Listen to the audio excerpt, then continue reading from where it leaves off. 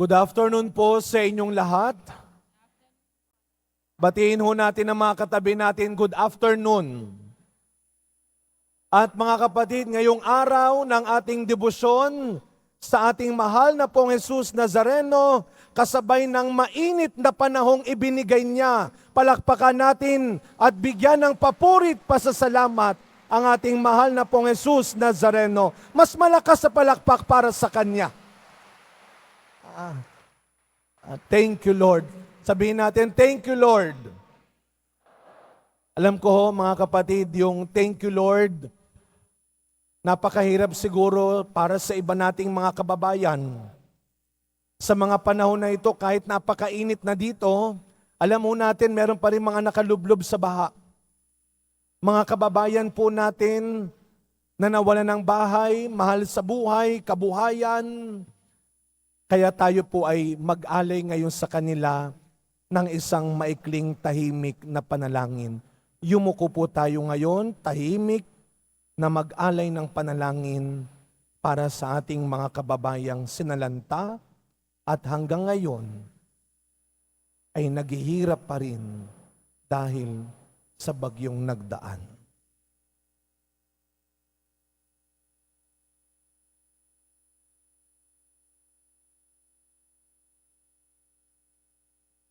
Amen. Palakpakan muli natin ang ating Panginoon. Oh. Sabihin niyo po sa katabi ninyo, mag-iingat ka palagi. Wow. Sabi nung katabi mo, buti naman, Father, kasi baka siya na ang future ko. Mag-iingat ka palagi. Alam mo ninyo mga kapatid, kanina may nagtanong sa akin sa isang interview, ano po ang isang gusto nyong sabihin, mensahe? Kapag dumarating yung mga ganitong pagkakataon ng pagsubok, kalamidad, ano po siguro yung magandang tandaan natin? Kasama natin ng Diyos sa hirap at ginhawa. Tag-araw, tag-ulan. Maginhawa man tayo o nasa pagsubok, kasama natin ang Diyos. Amen? At yun po yung ating pong araw-araw na wag sanang mawawala sa atin. At kung yun ang nasa puso at isip natin, yung sinabi ninyong mag-ingat ka palagi, alam nyo kahit walang bagyo, kahit walang kalamidad, pero lalo na kapag dumarating ang ganitong pagkakataon, sana wag tayong makalimot, makinig. Alam niyo po kung meron man pong pinakamahalagang dapat gawin ng lahat kapag merong kalamidad, makinig. Pag sinabing likas, likas na. Pag sinabing may tubig na, may tubig na.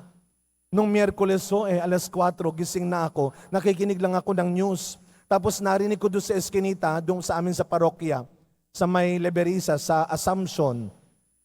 Nung narinig ko na, sabi ng mga nasa labas, naku, may tubig na sa daan. Baka pinasok na yung simbahan. Bigla ko naisip, oo nga ano. So bumaba ako ng hagdan namin. Pagbaba ko, may tubig na nga doon sa aming baba. Kaya ginising ko si Kuya Ronald, yung aking kasamang sakristan mayor. Dalawa lang kami ang nandun.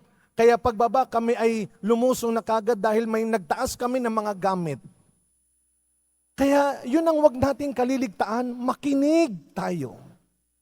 Walang mawawala sa taong marunong makinig. And I am sure, sigurado ako, araw-araw, meron kang dapat pakinggan. Huwag na sana tayo maghintay ng panibagong pandemya, panibagong kalamidad, para tayo matutong makinig. Araw-araw, maraming nang nagsasabi sa iyo, ayaw mo lang makinig.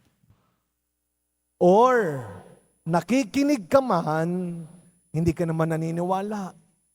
Hindi ka naman sumusunod. Alam mo ninyo, ngayong araw na ito, kagaya ng aking nasabi, sa ating unang pagbasa, si Propeta Jeremias, yun ang kanyang pambungad sa mga tao, magbalik loob na kayo. Kayong mga nagtaksil. Sa tingin mo ba para sa iyo yan? Yung salita ni Propeta Jeremias, magbalik loob na kayo. Kayong mga nagtaksil. Baka sabihin mo, ay hindi Father, faithful akong asawa. Hindi ako nanloloko, hindi ako nagtataksil. Kami pa rin ng girlfriend ko, kami pa rin ng misis ko, kami pa rin ng boyfriend. Hindi lang yon. Kung nakinig tayo sa ating ebanghelyo, baka tayo natulad doon sa mga binagsakan ng butil ng salita ng Diyos na masyadong naging busy, nagtaksil na, masyadong nang naging makamundo. Masyado na siyang pinatakbo ng mga material na bagay sa mundong ito. Kaya hindi na niya napansin ang salita ng Diyos. Iba na ang pinapakinggan niya. Ang pinapakinggan na niya ay ang layaw ng buhay niya. Ay ang luho ng sarili niya. Ang pinapakinggan na niya ay inggit niya sa mga kasama niya. Ang pinapakinggan na niya ay ang sulsul ng mga kasama niya. Hindi ka na nakikinig sa salita ng Diyos. Makinig ka ngayon. Alam mo yan. Hindi ko na kailangan pang tanungin. Alam mo yan kung ano ang dapat mo nang gawin. Matagal ka nang sinasabihan. Makinig tayo habang kaya pa nating makarinig. Alam niyo po, ngayon ay kapistahan ng lolo at lola ng ating pong Jesus Nazareno. Sino ang lolo at lola niya? Si San Joaquin Santa Ana. Kaya ngayon po ay piyesta ng patron ng mga lolo at lola. Nasaan po ngayon ang mga lolo at lola? Taas ang kamay. Sino ang mga lolo at lolang nandito? Be proud. Taas ang kamay po. Oh, happy Grandparents' Day sa inyo po. Palakpakan natin ang ating mga lolo at lola. Kapistahan po ninyo, pero sa linggo, ipagdiriwang ng simbahan ang Grandparents' Day. Pero ngayon, fiesta ninyo. Ang patron ng lolo at lola ay si Santa Ana at San Joaquin. Alam mo ninyo, huwag kayong mahiyang maging lolo at lola. Yung iba nagagalit, ay huwag mo akong tatawagin lola. Huwag mo akong tatawagin lolo. Diyos ko naman, kitang-kita naman ho. Pag tinatanong ko, ilang taong ka na? Secret? Anong secret? Puting-puti na yung buhok mo, wala ka nang buhok, secret pa rin. Makinig ko kayo, lagi ko itong sinasabi, biyaya ang pagtanda. Amen. Biyaya ang pagtanda. Kaya pag may nakakausap na mga bata-bata, niloloko nila, binibiro nila, yung mga matatanda rin, ako kasi naman, bakit andito pa? Ang tanda-tanda na. Oh, ikaw ang gumawa ng ginagawa niya. Dami mong reklamo. Tatamad-tamad ka naman.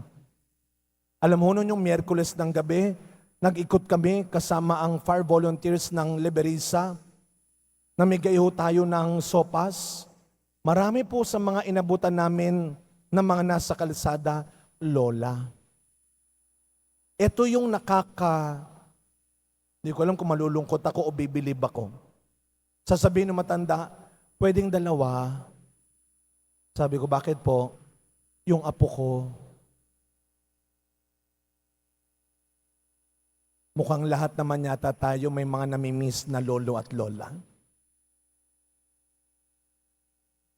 Mukhang marami sa atin pinalaki ng lolo at lola. Pero sana wag nating kalilimutan, magiging biyaya lang ang pagtanda kung meron tayong natandaan sa mga aral ng buhay.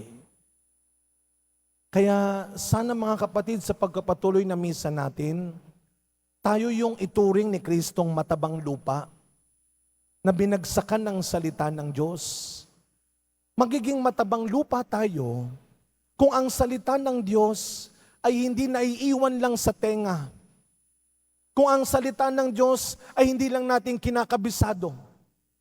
Pero kung ang salita ng Diyos ay nakikita sa iyong pagkilos. Lagi nating tatandaan, araw-araw, nagsasalita ang Diyos. Makinig ka. Dahil ang taong marunong makinig ay ang taong marunong umibig. Makinig ka. Amen.